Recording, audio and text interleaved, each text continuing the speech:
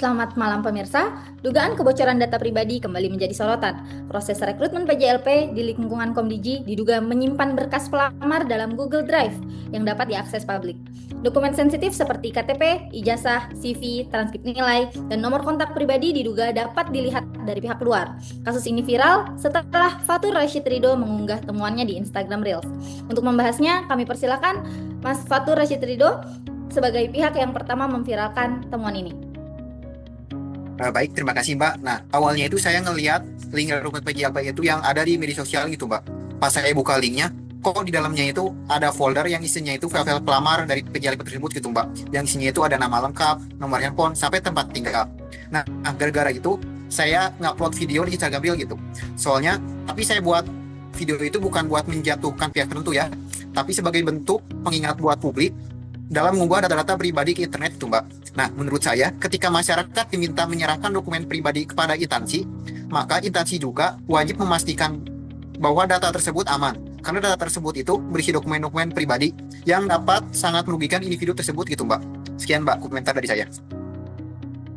Baik, terima kasih Saudara Fatur. Dugaan kebocoran data ini juga dirasakan langsung oleh salah satu pelamar. Kami mempersilakan Saudara Ade Ramadan sebagai narasumber berikutnya. Silakan, Mas Ade.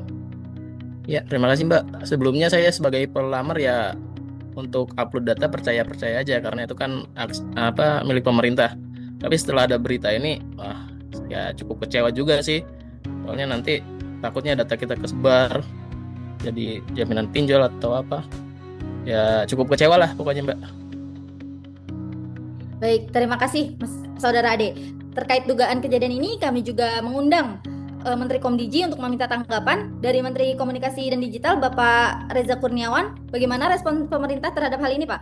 Iya, terima kasih Mbak Fatima. Pertama, kami menyampaikan keprihatinan atas keresahan masyarakat dan pelamar.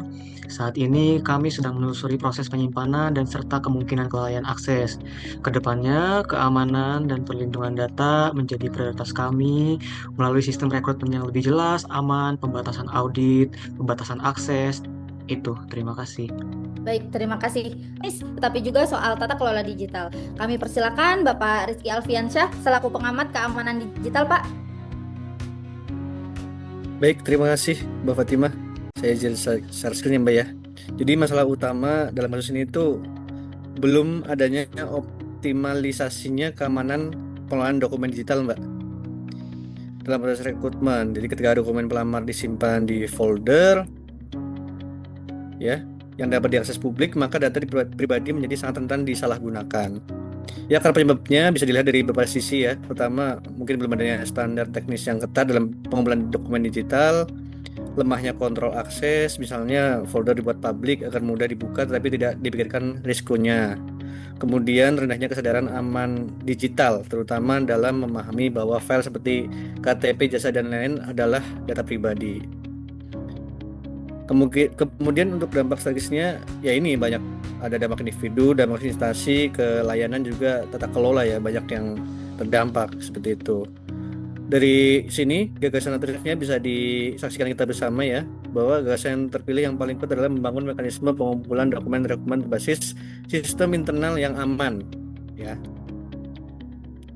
Kemudian melalui tahap-tahap WACC ini ya, kita ketahui melalui tahap perencanaan, pengoperasian, pelaksanaan, pengawasan hingga evaluasi, instansi dapat meminimalkan risiko penyalahgunaan data dan penggunaan media digital yang tidak bijak. Jadi Mbak, kasus ini itu harus dibaca ya sebagai pembelajaran besar digitalisasi pemerintahan, bukan hanya soal membuat layanan menjadi cepat, tetapi juga memastikan setiap data warga dikelola secara aman, etis, dan dapat dipertanggungjawabkan seperti itu. Terima kasih Mbak. Baik, terima kasih. Ya, baik, terima kasih Bapak Alfi. Dari kasus ini, keamanan data pribadi menjadi tanggung jawab bersama. Satu kesalahan akses bisa berdampak bagi masyarakat. Smart ASN menuntut aparatur negara untuk cakap, aman, etis, dan bertanggung jawab dalam mengelola data digital. Pemirsa, demikian laporan dari kami. Saya Fatimah Putri Jarir, sampai jumpa.